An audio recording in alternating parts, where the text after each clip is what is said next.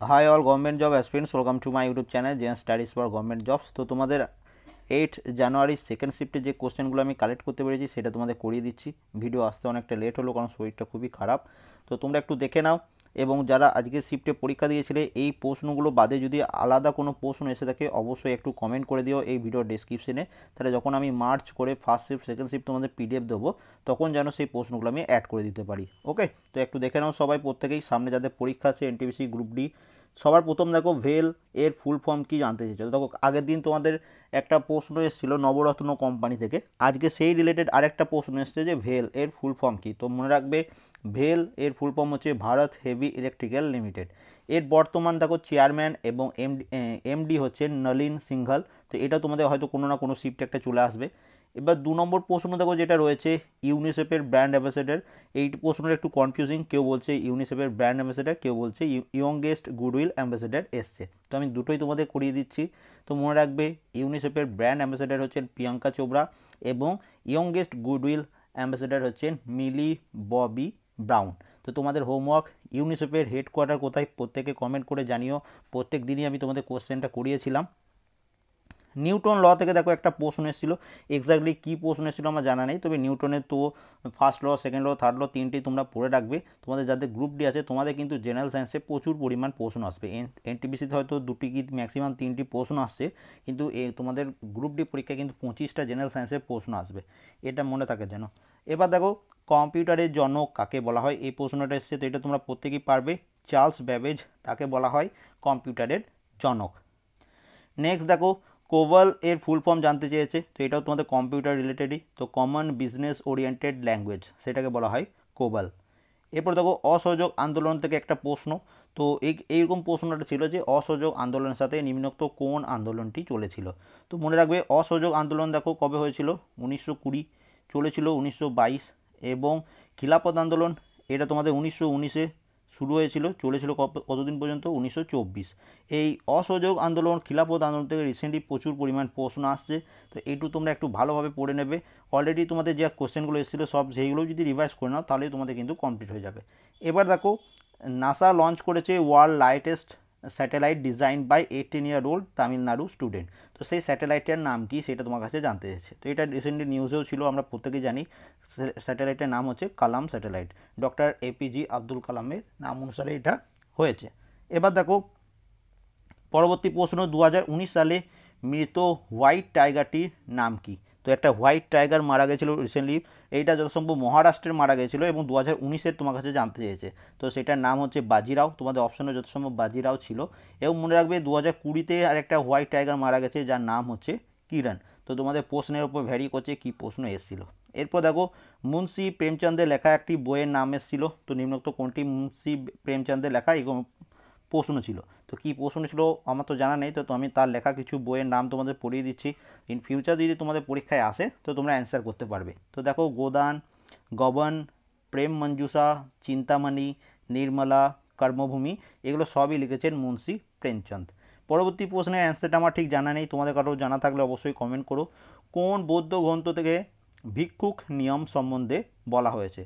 তো এটা কোনটা থেকে হয়েছে সেটা আমার জানা নেই, তোমাদের কারো যদি জানা থাকে ডেপথে পড়া থাকে অবশ্যই একটু কমেন্ট করে দিও। ওকে, তো তারপরে দেখো লেড মাস কোনটি থেকে তৈরি হয়, এই প্রশ্নটা খুব সুন্দর একটা প্রশ্ন। অ্যান্সার কী হচ্ছে লাইকেন, এটা তোমরাই কমেন্ট করেছিলে আমাদের টেলিগ্রাম চ্যানেলে। এবার দেখো 17তম রেলওয়ে জোন কোনটা সেটা তোমার কাছে জানতে চেয়েছিল। তো দেখো কলকাতা মেট্রো এটা হচ্ছে 17তম রেলওয়ে জোন। এরপর দেখো ভেজিটেবলের যে ফার্মিং সেটাকে কি বলা হয়, তো সেটাকে বলা হয় মনে রাখবে ট্র্যাক ফার্মিং। তো এটাও কিন্তু খুব ইম্পর্টেন্ট, দেখো প্রশ্ন কিন্তু আজকে যথেষ্ট স্ট্যান্ডার্ড এসছে। এখানে আমি অ্যান্সারগুলো করে দিচ্ছি বলে তোমাদের কাছে হয়তো ইজি লাগতে পারে, কিন্তু একদম খুব স্ট্যান্ডার্ড প্রশ্ন এসছে।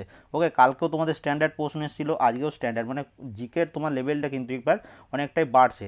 এবং যাদের পরীক্ষা আজকে ছিল তোমরা কেউ ভয় খাবে না, যত স্ট্যান্ডার্ড প্রশ্ন হবে কাট অফ তোমাদের আরও তত বাড়বে। ওকে, মানে তোমাদের নর্মালাইজেশনের মার্কসটা তোমাদের বেড়ে যাবে, এবং যদি খুব ইজি শিফট হয় তাদের নর্মালাইজেশন মার্ক কিন্তু খুব কম হয়। তো কোনো চিন্তার কিছু নেই, যেমন পরীক্ষা দিয়ে এসছো CBT 2 এর জন্য প্রিপারেশন শুরু করে দাও। এরপর দেখো এবং সামনে আমাদের গ্রুপ ডিও আছে। পাবলিক অ্যাফেয়ার্স ইন্ডেক্স PAI 2020 দ্বারা প্রকাশিত গুড গভর্নেন্স স্টেটের সেকেন্ড র্যাঙ্ক কোনটি? তো এইরকম প্রশ্ন আসলে কিন্তু খুবই কঠিন, এটা একদম কঠিন প্রশ্নই আমি বলবো। তো এগুলোকে স্টুডেন্টদের একটু হায়রানি করার মতো প্রশ্ন। তো এবং টিসিএস এরকম ধরনের প্রশ্ন করে থাকে, তোমাদের আমি আগেও পড়িয়েছি, দেখবে সেই প্রশ্নগুলো পড়লে তোমরা বুঝতে পারবে। তো দেখো এখানে এটা অ্যান্সার হচ্ছে পাবলিক অ্যাফেয়ার্স ইন্ডেক্স পাই 2020 দ্বারা প্রকাশিত গুড গভর্নেন্স স্টেটের সেকেন্ড র্যাঙ্কে রয়েছে তামিলনাড়ু এবং ফার্স্ট র্যাঙ্কে রয়েছে দেখো কেরালা, এটা মনে রাখবে। পরবর্তী প্রশ্ন দেখো কি রয়েছে, কোন গ্যাস সালোক সংশ্লেষের সময় ব্যবহৃত হয়? তো সালোক সংশ্লেষের সময় যে গ্যাসটা ব্যবহৃত হয় সেটা হচ্ছে কার্বন ডাইঅক্সাইড। আরেকটা কার্বন ডাইঅক্সাইড থেকে রিলেটেড প্রশ্ন ছিল যে নিম্নোক্ত কোন জায়গা থেকে সবথেকে বেশি পরিমাণ কার্বন ডাইঅক্সাইড নির্গত হয়? তো সব যেমন যানবাহন দূষণ, জীবাশ্ম জ্বালানি যেগুলো রয়েছে সেগুলোকে পোড়ালে সেখান থেকেই কার্বন ডাইঅক্সাইড উৎপন্ন হয়। এবার অপশানে যেটা ছিল সেই অনুযায়ী তোমরা অ্যান্সার করতে পারবে। এরপরে দেখো সত্যেন্দ্রনাথ বোস রিলেটেড একটা কোশ্চেন ছিল এবং নোবেল রিলেটেড যত সম্ভব কোনো একটা প্রশ্ন ছিল। তো সঠিক প্রশ্নটা আমি কালেক্ট করতে পারিনি। তো তোমাদের কেউ যদি জানা থাকে অবশ্যই কমেন্ট করে দিও যে সত্যেন্দ্রনাথ বোস রিলেটেড কী প্রশ্ন ছিল এক্স্যাক্টলি। এরপর দেখো হিউম্যান ডেভেলপমেন্ট ইন্ডেক্স 2019-এ ভারতের র্যাঙ্ক জানতে চেয়েছে। তো দেখো র্যাঙ্কিং আগে কোনো একদিন 2020 জানতে চেয়েছিল, আজকে 2019। তো 2019-এ ভারতের র্যাঙ্ক হচ্ছে 129 এবং 2020-তে ভারতের র্যাঙ্ক হচ্ছে 131তম। 19 নম্বর দেখো হিস্ট্রি থেকে প্রচুর প্রশ্ন আসছে। তো মহাত্মা গান্ধীর রাজনৈতিক গুরুকে কি বলা হয়? তো মহাত্মা গান্ধীর রাজনৈতিক গুরুকে বলা হয় রাজনৈতিক গুরু কাকে বলা হয় মহাত্মা গান্ধীর? তো গোপাল কৃষ্ণ গোখলে, তিনি হচ্ছেন political Guru of Mahatma Gandhi. Fani এই ঝড়টি কোথায় এসেছিল? তো এটা আমরা প্রত্যেকে জানি উড়িষ্যা রাজ্যে এসেছিল। তো ম্যাক্সিমাম কারেন্ট অ্যাফেয়ার্স তোমাদের কিন্তু 2019 থেকেই আসছে। তো 2019টা একটু বেশি ভালোভাবে পড়ো।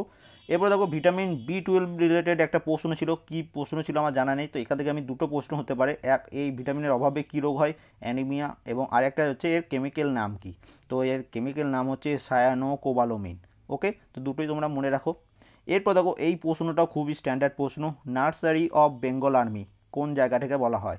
তো মনে রাখবে আওয়াধ যেটাকে বলা হয়, আওয়াধ যে জায়গাটি সেটাকে বলা হয় nursery of Bengal army. Simon commission থেকে দেখো একটু নতুন ধরনের প্রশ্ন এসেছিল।